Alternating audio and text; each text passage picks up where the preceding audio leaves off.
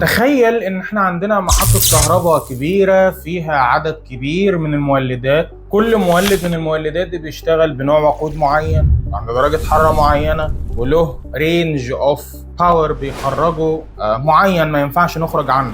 إدارة منظومة زي محطة الكهرباء الكبيرة دي بيتطلب التحكم في فاريبلز كتيرة قوي. أوقات بينطلب منك إنك تشغل المحطة دي عند أعلى إنتاجية طاقة ممكنة، اللي عندها أرخص وقود أحسن إنتاجية للطاقة، وأوقات تانية بينطلب منك إنك تشغل المحطة دي عند أرخص نقطة تشغيل ممكنة.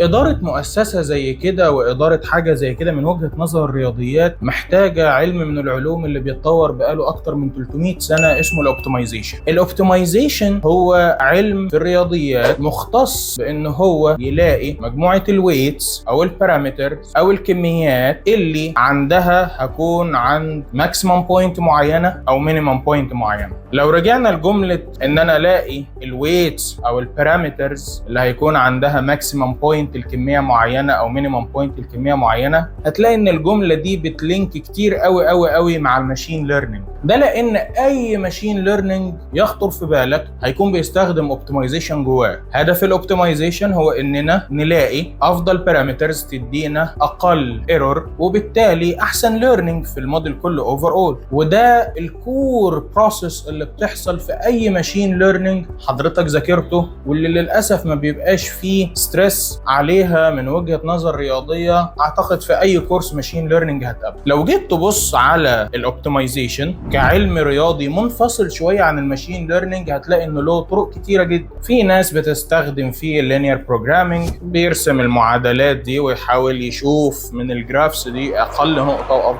واكبر نقطة. وفي اجزاء معقدة شوية بنستعمل فيها علم التفاضل، اللي واحدة من الفيزيكال مينينجز بتاعته هتكون ان انا الاقي الماكسيمم بوينت او المينيمم بوينت، وده لب موضوع الاوبتمايزيشن. وطرق تانية ادفانسد شويه هي اللي انا بستعمل فيها الاتيريتيف تكنيكس او النوميريكال اناليسيس تكنيكس، اللي بيبقى منها واحد من الحاجات المشهوره جدا اسمه جريدينت ديسنت. جريدينت ديسنت له اخوات كتير جدا، هدفهم كلهم ان هم يعملوا نفس الفكره، الاوبتمايزيشن وايجاد اقل نقطه واكبر نقطه.